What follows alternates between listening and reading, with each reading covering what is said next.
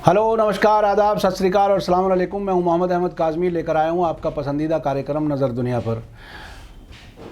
आज मैं 2 दिन के बाद ये विशेष कार्यक्रम आपके सामने ला रहा हूं। किसी तकनीकी वजह से, किसी प्रॉब्लम की वजह से मैं आपके सामने नहीं आ सका था। आज आपको बहुत ही दिलचस्प खबर पहुंचा रहा हूं, जो पॉलिटिशियंस के लिए सबक भी है और एक ख़तरे की घंटी भी है। इस खबर से आपको ये भी मालूम हो जाएगा कि अमेरिका को अब न सिर्फ कुछ मिडिल ईस्ट मुल्कों में बल्कि यूरोप में भी लोग उसकी पॉलिसीज़ की वजह से पसंद नहीं करते। अमेरिका के बारे में ये कहा और समझा जाता है कि वो कभी किसी का परमानेंट दोस्त या दुश्मन नहीं रहता। हाल ही में 1 अक्टूबर को इटली की राजधानी रोम में एक बहुत ही अलग किस्म का वाक़या रूनुमा हुआ है, जिसमें अमेरिका के फॉरेन मिनिस्टर माइक पोम्पियो को एक इटालियन पत्रकार ने ये कहते हुए कुत्ते का खाना दिया है कि वो इसे राष्ट्रपति डोनाल्ड ट्रंप को पहुंचा दें ताकि वे इसे खाकर उनके कुछ वफादार हो जाएं। ये खबर झूठ की बुनियाद पर राजनीति करने वालों के लिए खतरे की घंटी है, पर राजनीतिक ऑब्जर्वर इसे बहुत ही दिलचस्पी से देख रहे हैं। शायद इसके बाद पॉलिटिशियंस अपने रवैये में तब्दीली करने के लिए मजबूर हो जाएं। खबर में आगे बढ़ने से पहले आपसे गुजारिश है कि अगर आप YouTube पर देख रहे हैं तो सब्सक्राइब कर लें, और अगर Facebook पर देख रहे हैं तो हमारा पेज फॉलो कर लें और लाइक करना ना भूलें, ताकि आपको हमारी हर एक वीडियो की खबर सही वक्त पर मिल सके। और अगर आपको हमारी खबर सच्ची और अच्छी लगे तो अपने व्हाट्सएप ग्रुप, फेसबुक, इंस्टाग्राम और ट्विटर पर ज़रूर शेयर करें, ताकि दुनिया के ज़्यादा से ज़्यादा लोगों तक ये खबर पहुँच सके। खबर की तफसील देने से पहले मैं चाहता हूं कि आप इस वीडियो को देखें जो कुछ रोम में हुआ है।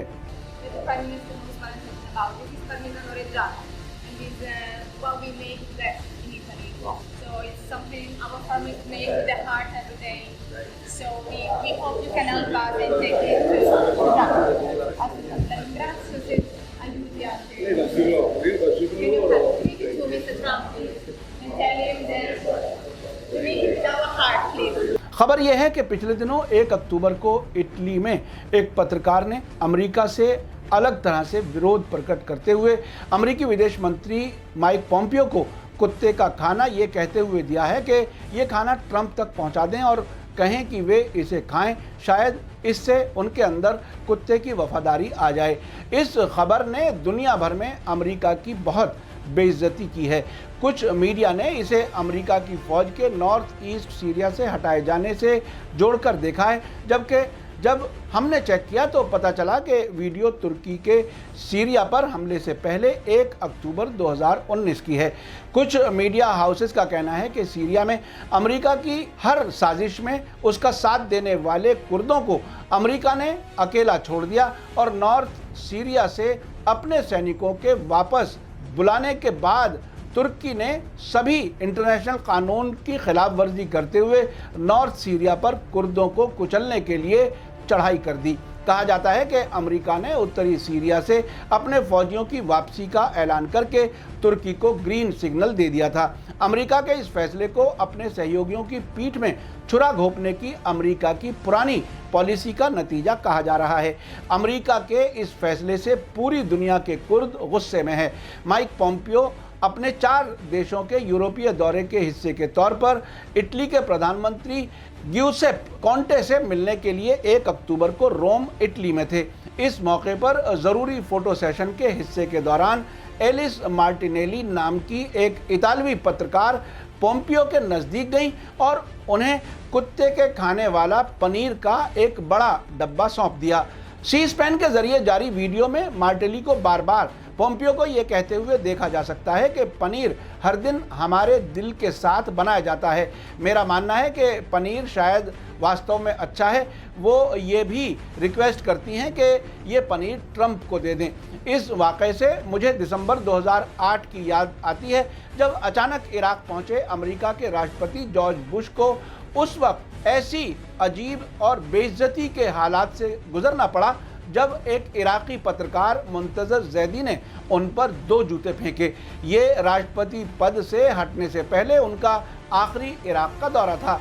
यहाँ से वो अफ़गानिस्तान पहुँचे थे। उस वक्त इराकी प्रधानमंत्री नूरी अल मालिकी थे, जिनके साथ उन्होंने नए डिफेंस एग्रीमेंट पर दस्तखत किए थे, जिसमें कहा गया था कि अमेरिका की सेना 2011 तक इराक से हट जाएगी। ये वो फौज थी जो 2003 में सद्दाम हुसैन की सरकार गिराने के लिए हमला करने के बाद वहीं मौजूद रही।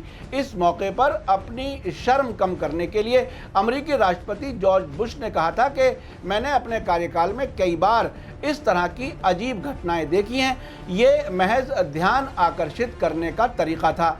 इससे इराकी पत्रकार भी दुखी हैं। ये जॉर्ज बुश का अपना दावा था।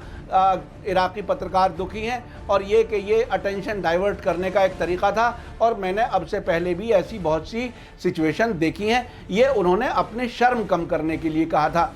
जूता फेंकने की घटना उस वक्त हुई थी जब जॉर्ज बुश इराकी प्रधानमंत्री नूरी अल मालिकी के साथ प्रेस कॉन्फ्रेंस कर रहे थे। तभी इराकी टेलीविज़न के एक जर्नलिस्ट मुंतज़िर अल ज़ैदी ने गालियां देते हुए बुश की तरफ एक जूता फेंका। इसके फौरन बाद ज़ैदी ने दूसरा जूता भी उनकी तरफ फेंका, लेकिन बुश ने होशियारी दिखाई और वो बच गए। पहला जूता फेंकते वक्त ज़ैदी ने बुश से कहा, ये इराकी लोगों की तरफ से आपको आखिरी सलाम है। उस वक्त पत्रकार मुंतज़िर ज़ैदी बगदादिया टीवी के लिए काम करते थे। दूसरा जूता फेंकते वक्त इराकी जर्नलिस्ट ने चिल्लाते हुए कहा, ये इराक की विधवाओं, अनाथों और मारे गए सभी लोगों के लिए है। प्रेसिडेंट जॉर्ज बुश के सिक्योरिटी ऑफिसर्स ने मुंतज़िर ज़ैदी को अपने कंट्रोल में ले लिया। अरब देशों में किसी को भी जूता दिखाना या जूता उसकी तरफ फेंकना बेइज्जती करने वाला होता है। इससे पहले जॉर्ज बुश ने कहा था कि इराक में जंग अभी भी ख़त्म नहीं हुई है और संघर्ष अभी जारी रहेगा। उन्होंने कहा था कि इराक की ताज़ा स्थिति ऐसी है कि अभी भी वहां बहुत कुछ करने की ज़रूरत है। सुरक्षा समझौते पर दस्तखत करते हुए राष्ट्रपति बुश ने कहा था कि इससे इराक को मौजूदा दौर में और फिर आने वाले वक्त में भी खुद को मजबूत हालत में बनाए रखने में मदद मिलेगी। अब मैं आपको इस वाक़े के और नज़दीक लिए चलता हूँ। अगस्त 2011 में जाने माने फिल्म प्रोड्यूसर महेश भट्ट ने नई दिल्ली और कई और शहरों में एक प्ले यानी ड्रामा किया था जो इराक में जॉर्ज बुश पर जूता मारे जाने वाले वाक़े को दिखाने के लिए था। इस ड्रामे से पहले मुंतज़िर ज़ैदी की किताब लास्ट सैल्यूट सामने आ चुकी थी। बिहार के नौजवान इमरान जाहिद ने इस किताब के बारे में महेश भट्ट को बताया और उसी ने ड्रामे में मुंतज़िर ज़ैदी का रोल भी अदा किया था। इस ड्रामे के इनॉग्रेशन के लिए मुंतज़िर ज़ैदी को इराक से इंडिया बुलाया गया था। नई दिल्ली के मंडी हाउस में ये ड्रामा हुआ था। नई दिल्ली में मुंतज़िर ज़ैदी के लिए एक प्रेस कॉन्फ्रेंस भी कराई गई थी। उस वक्त मैंने भी ज़ैदी से मुलाकात की थी। तब तक वो बैरूत में रहने लगा था और वहाँ के टेलीविज़न चैनल के लिए काम कर रहा था। उस दिन प्रेस कॉन्फ्रेंस के दौरान एक पत्रकार ने ज़ैदी से सवाल किया था कि जब आपने बुश की तरफ जूता फेंका था तब क्या उन्होंने सोचा था कि इसके बाद बहुत से पॉलिटिशियंस पर जूते फेंके जाएंगे। इस पर ज़ैदी ने जो जवाब दिया था वो बहुत ही दिलचस्प था। उसने कहा था कि मैंने जूता फेंकने के 1 सेकंड बाद के लिए भी नहीं सोचा था क्योंकि मुझे यकीन था कि मुझे फ़ौरन मार दिया जाएगा। फिर उसने बताया कि जब उसने एक 8 साल की लड़की ज़ैनब को अमरीकी फ़ौज के ज़रिए बेदर्दी से कत्ल करते हुए देखा था, उसने उसी वक्त ये तय कर लिया था कि वो भी अमेरिका के खिलाफ कुछ ऐसा ही करेगा। I think I will dead after I throw my shoes, and after that, nothing is scared and afraid. So when I still alive, this big cadeau from my God. Sorry, I'm not a hero. George Bush पर जूता फेंकने वाले इस इराकी पत्रकार को वहां की अदालत ने 3 साल की सज़ा दी थी और बाद में उस मुद्दत से पहले ही 1 साल जेल में गुजारने के बाद जेल से उसका अच्छा व्यवहार बताते हुए जल्द छोड़ दिया गया था। जॉर्ज बुश पर एक के बाद एक अपने दोनों जूते फेंकने वाले मुंतज़िर ज़ैदी अरब देशों में हीरो बन गए थे। अब मैं आपको इराक जंग 2003 के दौरान जब मैं दूरदर्शन के एक प्रोग्राम वर्ल्ड व्यू इंडिया के लिए वहां मौजूद था, उस वक्त के कुछ तजुर्बात बताना ज़रूरी समझता हूं। एक बार मैं इराक सेना के भर्ती सेंटर से खबर करना चाहता था बगदाद में। जैसे ही अपने कैमरामैन के साथ कार से मैं उतरा, कैमरामैन की मदद के लिए मैंने एक उसका बैग भी अपने हाथ में ले लिया। इराक में अमरीकी अपने अलावा दूसरों को शायद जानवर समझते थे।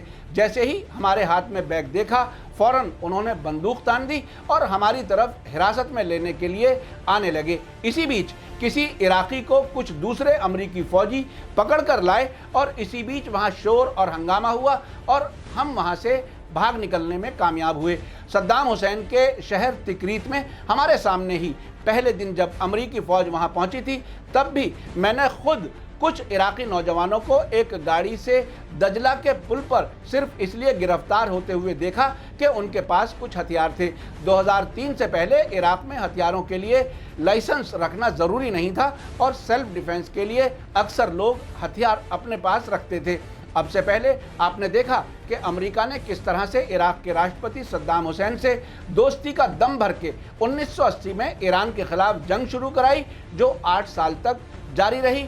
उसके बाद कुवैत पर हमला कराया गया और उसे लगभग गुलाम बना लिया गया और बाद में 2003 में जो कुछ हुआ वो आपके सामने है। उस वक्त सद्दाम हुसैन की सरकार को गिराने के लिए अमेरिका ने जंग शुरू की और उसका आखिर कितना जलील करने वाला हुआ वो आपके सामने है।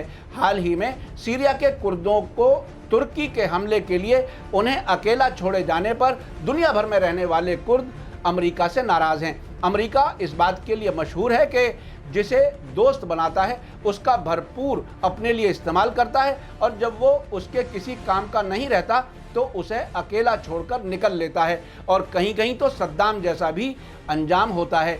1 अक्टूबर को रोम में हुए वाक़े से एक बात साफ है कि अमेरिका की छवि बहुत तेज़ी से दुनिया भर में ख़राब हो रही है। डोनाल्ड ट्रंप के दौर में ये कुछ तेज़ी से ही नीचे जा रही है। 2008 में अमेरिका के प्रेसिडेंट जॉर्ज बुश के ऊपर जूता फेंका जाना और अब वहां के राष्ट्रपति के लिए एक इतालवी पत्रकार के जरिए विदेश मंत्री माइक पोम्पियो को डॉग फूड यानी कुत्ते का खाना पेश किया जाना बहुत ही खतरनाक ट्रेंड है। अगर अपने आप को सुपर पावर समझने वाले दुनिया के लोगों और देशों की इज्जत करना सीख लें तो उन्हें इतनी शर्मिंदगी का सामना ना हो।